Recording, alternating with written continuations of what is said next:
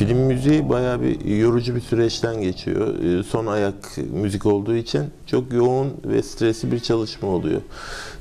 Biraz ortamdan kopmak için, kafayı arındırabilmek için genelde sahillerde yürümeyi tercih ediyorum. Daha güzel beslendiğimi hissediyordum. Fark ettim ki çok güzel şeyler var sahilde. Bütün dalgalarla denize vurup kumsallarda kayaları sürterek şekil almış çok güzel tahtalar. Kimisi taş toplar, kimisi bir şey topluyor. Ben de onları topluyordum. Aa ne güzel ne güzel diye böyle eve getiririm onları.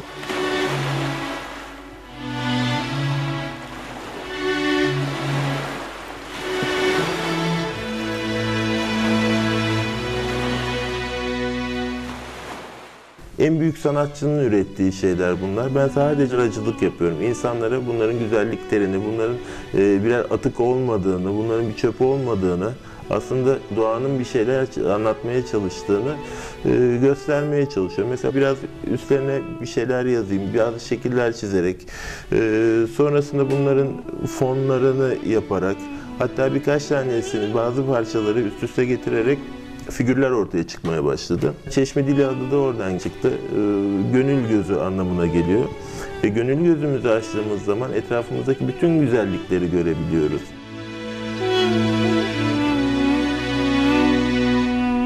Ali Otyam'ı müzisyen olarak tanıyorum. Çok sevdiğim bir dostum, arkadaşımdır. Zaten bütün Türkiye tanıdığı gibi müzik dalında çok başarılı bir insandır. Bir gün telefon açtı.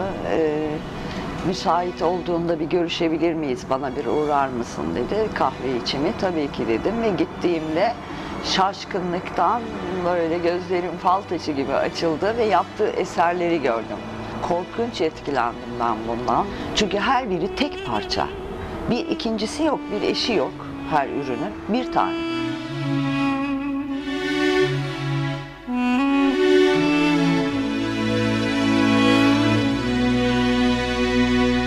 Sanatın belli bir alanında artık uzmanlaşmış kişi yani o durumda ne yapabilir yahut ne anlatmak istiyor diye. Fakat Fransızca çok da güzel bir terim var. Le violon d'Ingres derler. Ingres, Marie Antoinette devrinde, Napolyon'un ilk zamanlarında falan çok meşhur bir ressam. Bayağı figüratif resimleri, çok güzel portreleri var. Fakat aynı zamanda adam muazzam bir keman virtüozu. Bunu unutmuştum ben. Ve kendi alanının haricinde başka bir alanda da ustalık gösteren kişiye bunun da Ingres kemanı var. Le violon d'Ingres şeklinde tabir edilir. İşte gelip gördüğümde önce malzemeyi tam algılayamadım. Yani bahsettiğim malzeme nedir? Fakat hemen görür görmez bir de kullandığım malzemeleri telefondaki şekliyle hafızamda canlandırınca dedim tam oturmuş. Ama esas oturan ismiydi. Çeşmedil.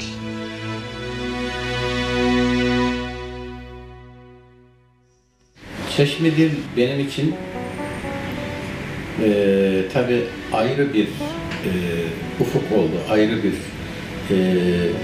aşka yürüyen, aşkı anlatan, Cenab-ı Hakk'ı gerekse Peygamber Efendimiz ve diğer peygamberleri ve bununla ilgili yeryüzündeki bütün anlatımları, insan hayatını, insan bedenini ve ilahi dini anlatabilmek için bir adım, bir basamak, her bir tabloya baktığında adeta kendimi oralarda buldum.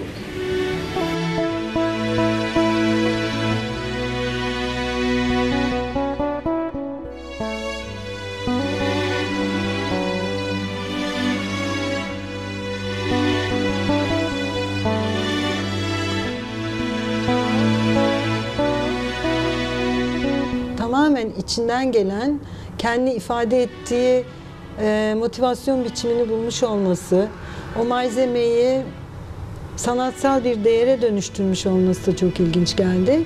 Konuştukça hani neden bunlar, işte neden bu hatlar falan anladım ki Ali Otyam'ın kendi felsefesinden çıkmış zaten bu iş.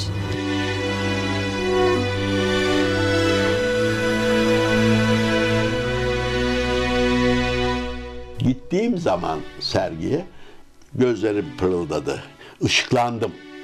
Çünkü hiçbir sanat kavramı içinde olmayan bir tarzı geliştirmiş.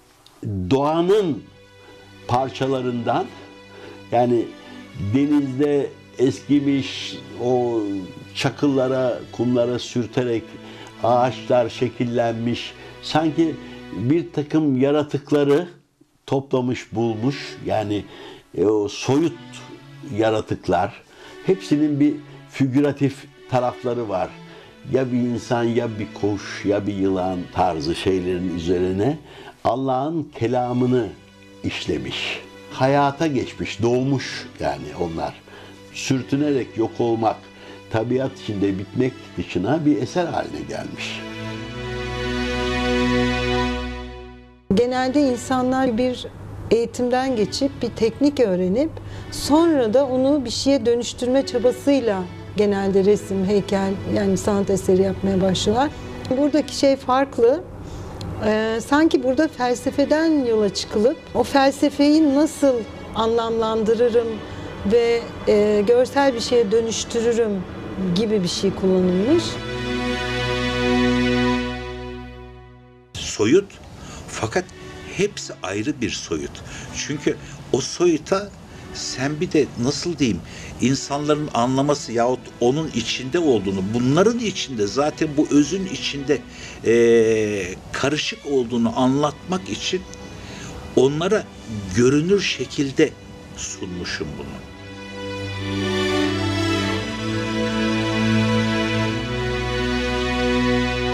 Kompozisyonları oluştururken çok enteresandır. Bazıları ben buyum diye zaten kendi kendini anlatıyor. Bütün hikayesi de kendi içinde oluşuyor. Kimisini de oluşturmak için günlerce, saatlerce o karşıma serip o hangisi hangisine yakışır, ne çıkar diye düşündüklerim de oluyor. Çıkan figürlerin üstüne bu sefer araştırmalara başlıyorum. Yani ne yapılır, ne edilebilir. Mesela bir semazen var. Semazen, sadece semazeni yapsam çok sıradan olacak. Yani onu nasıl sıradanlaştırmayayım? İnsanlara da bir öğretisi olsun diye. Mesela her semazenin insanı kamil olmaları için geçmeleri gereken 4 tane kapı var. Ortaya semazeni koyup 4 tane kapının neler olduğunu insanlara göstermek. Yani sonuçta diyorum, ben sadece aracıyım. En büyük sanatçının yaptığı şeyler ve öğretilerini de sunmak zorundayım gibi hissediyorum kendimde. Tarihin karanlık çağlarından beri 4 eleman. Hava, su, toprak. Deniz kıyısında bulundu bunlar değil mi? Su var, hava var. Bunların üstünü örtüyor. Karada var. Yani sahilde. Peki 4. eleman nerede? İşte 4. elemanda sen gönlünden vermişsin. O senin gönlün işte o ateş olmuş, o pot olmuş. Onları eritmiş ve bize hakikaten böyle kendi içimizi, kendi özümüzü ortaya çıkaran bir yapıya bürünmüş.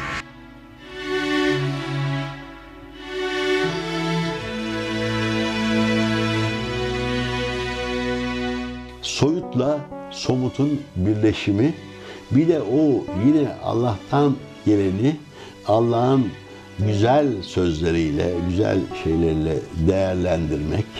Buna ne somut ne soyut diyoruz. Ama Ali'nin yarattığı bir sanat dalı olduğunu kabul ediyorum.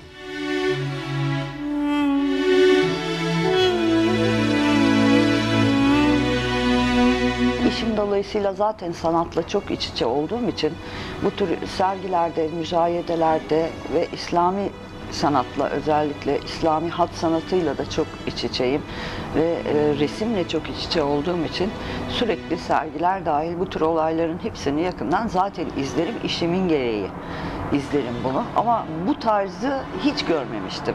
Zaten ilk gördüğümde resmen çığlık atmıştım. İnanamıyorum nasıl bir şey diye. Çok etkilendim. Bunun öğretisini de yapacaktır muhtemelen. Yani bir okulda, bir akademide, bir sanat kültürü içinde. Yani bir sanat kavramı içinde hiç olmayan bir şeyi ortaya çıkarması beni çok mutlu etti. Kendisini kutluyorum.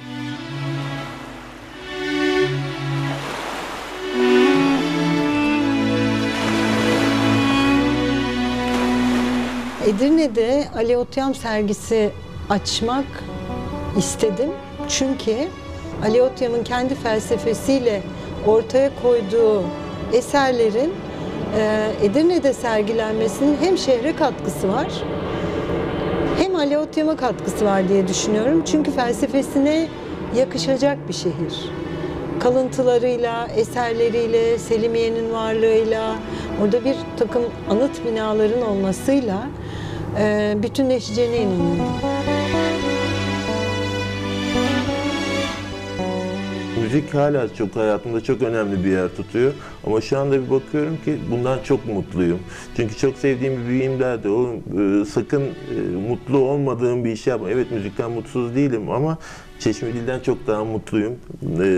Çünkü hem sevdiğim doğayla baş başa olabiliyorum, hem üretebiliyorum, hem insanlara yine güzel şeyler sunabiliyorum, hem faydalı, hayatlarını değiştirebilecek, hayata bakışlarını değiştirebilecek bir yolda ilerlediğimi zannediyorum. Onun için ayrı bir haz alarak, ayrı bir zevk alarak çalışıyorum Çeşmedil yaparken.